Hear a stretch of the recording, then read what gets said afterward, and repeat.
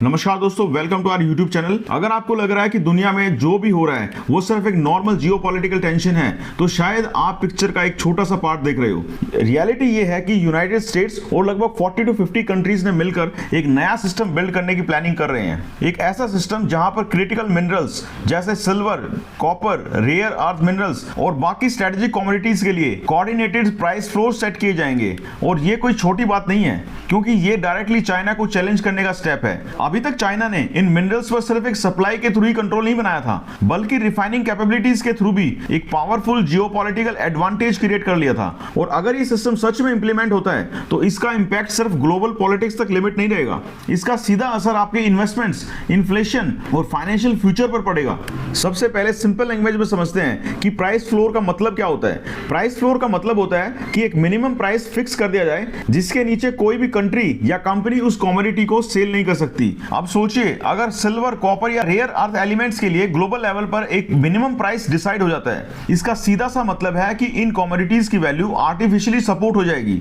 मतलब अगर demand temporary slow हो जाए तो भी प्राइस एक सर्टेन लेवल से नीचे नहीं जाएगा। और यह स्टेप डायरेक्टली चाइना के इन्फ्लुएंस को काउंटर करने के लिए लिया जा रहा है। चाइना का रियल पावर सप्लाई में नहीं, रिफाइनिंग में है। बहुत से लोग सोचते हैं कि यूएस या दूसरी कंट्रीज के पास भी मिनरल्स की सप्लाई है, तो चाइना का इतना कंट्रोल क्यों? लेकिन रियलिटी यह है कि रॉ मिनरल्स होना और उसे यूजेबल मेटल बनाना दोनों अलग चीजें हैं। यूनाइटेड स्टेट्स और दूसरी कंट्रीज के पास मिनरल्स के रिजर्व तो हैं, लेकिन उन्हें रिफाइन करने का इंफ्रास्ट्रक्चर लिमिटेड है। चाइना ने पिछले 20 से 25 सालों में रिफाइनिंग सेक्टर में मैसिव इन्वेस्टमेंट किया है। और आज सिचुएशन ये है कि दुनिया के बहुत सारे रॉ मिनरल्स चाइना जाते हैं रिफाइनिंग होने के लिए और फिर वापस ग्लोबल मार्केट में आते हैं। इसका मतलब क्या हुआ? इसका मतलब हुआ चाइना के पास एक पावरफुल लेवरेज है। अगर वो चाहे तो एक्सपोर्ट रिस्ट्रिक्ट कर सकता है, प्राइस कंट्रोल कर सकता है और स्ट्रेटेजिक प्रेशर क्रिएट कर सकता है, स्पेशली टेक्नोलॉजी, डिफेंस और एनर्जी सेक्टर्स पर। अब जो प्राइस फ्लोर का आइडिया आया है उसका पर्पस सिर्फ प्राइस कंट्रोल करना नहीं है, ये एक लॉन्ग टर्म स्ट्रेटेजी का पार्ट है। जहां यूएस और अलाइड कंट्रीज चाहते हैं कि वो खुद भी रिफाइनिंग इंफ्रास्ट्रक्चर डेवलप करें,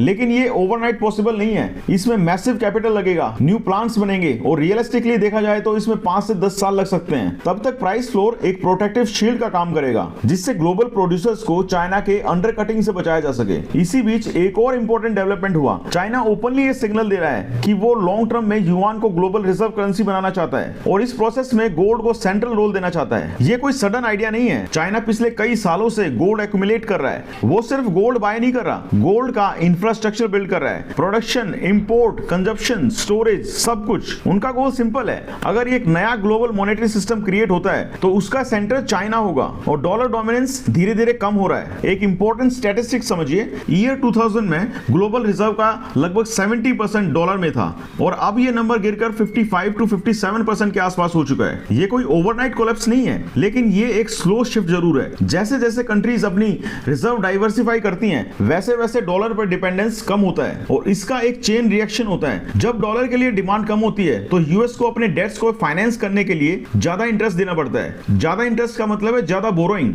ज्यादा बोरोइंग कॉस्ट का मतलब है ज्यादा प्रिंटिंग और ज्यादा प्रिंटिंग का मतलब है ज्यादा इन्फ्लेशन का रिस्क। कमोडिटी वॉर ये सिर्फ इकोनॉमिक नहीं है, स्ट्रेटेजिक बैटल है। अब पिक्चर क्लियर हो रही है। एक साइड पर चाइना है जिसके पास रिफाइनिंग पावर है, गोल्ड एक्यूमुलेशन है और युआन को पुश करने का प्लान है। दूसरी तरफ यूएस और अलाइड कंट्रीज हैं जो सप्लाई चेन को सिक्योर करने और कमोडिटी इकोसिस्टम को डाइवर्सिफाई करने की कोशिश कर रहे हैं। इसको सिंपल लैंग्वेज में बोलें तो ये कमोडिटी वॉर का एक अर्ली स्टेज लगता है। और जब भी ग्लोबल सिस्टम्स शिफ्ट होते हैं तो सबसे ज्यादा इंपॉर्टेंस उन एसेट्स की बढ़ जाती है जो टेंजिबल होते हैं, जैसे गोल्ड, सिल्वर और बाकी फिजिकल कमोडिटीज। अगर प्राइस फ्लोर इंप्लीमेंट होते हैं तो सिल्वर जैसे मेटल्स पर लॉन्ग टर्म सपोर्ट आ सकता है, क्योंकि सिल्वर सिर्फ मॉनेटरी मेटल नहीं है बल्कि इंडस्ट्रियल मेटल भी है। Electronics, scholars, EVs, defence systems, सब में सिल्वर यूज होता है। गोल्ड का रोल थोड़ा सा डिफरेंट है।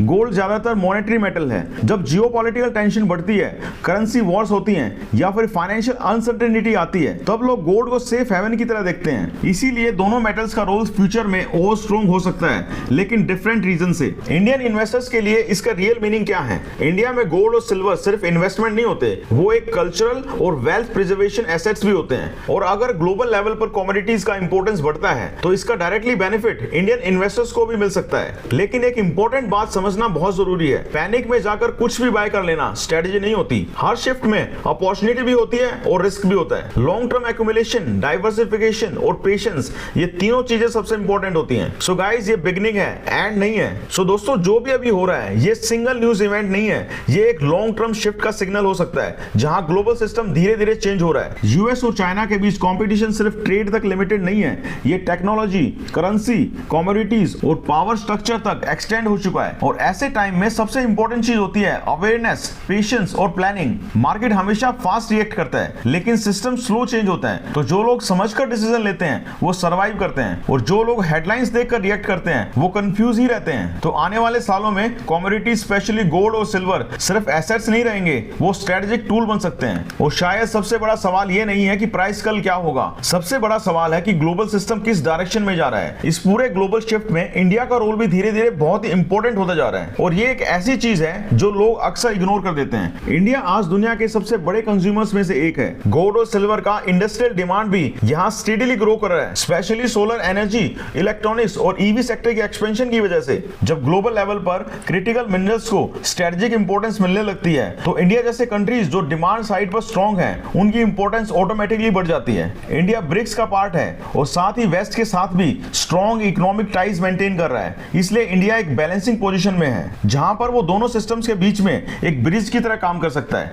अगर आप ब्रॉडर पिक्चर देखें तो इंडिया का फोकस अब सिर्फ कंजप्शन तक लिमिटेड नहीं है। गवर्नमेंट एक्टिवली माइनिंग, रिफाइनिंग और सप्लाई चेन सिक्योरिटी पर काम कर रही है, specially rare earth elements, semiconductors और रिन्यूएबल एनर्जी मटेरियल्स के एरिया में। इंडिया अपनी सोलर कैपेसिटी एग्रेसिवली एक्सपेंड कर रहा है। इसका डायरेक्ट मतलब है कि सिल्वर की डिमांड लॉन्ग टर्म में स्टेबल और स्ट्रॉन्ग रह सकती है। इसी तरह इलेक्ट्रॉनिक मैन्युफैक्चरिंग, चिप्स असेंबली और ईवी इकोसिस्टम ग्रो हो रहा है, जो इनडायरेक्टली इंडिया को कमोडिटी डिमांड साइकिल का एक पावरफुल प्लेयर बना रहा है। जब ग्लोबल कमोडिटी वॉर जैसा एनवायरनमेंट क्रिएट होता है, तो जो कंट्री डिमांड और प्रोडक्शन दोनों साइड पर ग्रो कर रही है, वो नेचुरली एक स्ट्रेटेजिक पोजीशन गेन कर लेती है। और एक और एंगल है जो और भी इंटरेस्टिंग है। India traditionally gold centric economy रही है, जहां पर हाउस होल्ड्स के पास already massive physical gold reserve मौजूद है। जब ग्लोबल मॉनेटरी सिस्टम में ट्रस्ट का शिफ्ट होता है या कंट्रीज डॉलर के डाइवर्सिफिकेशन की तरफ बढ़ती हैं, तो इंडिया का ये कल्चरल गोल्ड कनेक्शन एक हिडन स्ट्रेंथ बन सकता है। इसका मतलब ये नहीं है कि इंडिया कोई करेंसी वॉर लीड कर रहा है, लेकिन इसका सीधा सा मतलब है कि इंडिया एक ऐसे जोन में खड़ा है जहां वो अपने इकोनॉमिक इंटरेस्ट के हिसाब से मूव कर सकता है। आने वाले टाइम में इंडिया का रोल सिर्फ एक कंज्यूमर नहीं है, बल्कि एक स्ट्रेटेजिक इकोनॉमिक पावर का भी हो सकता है,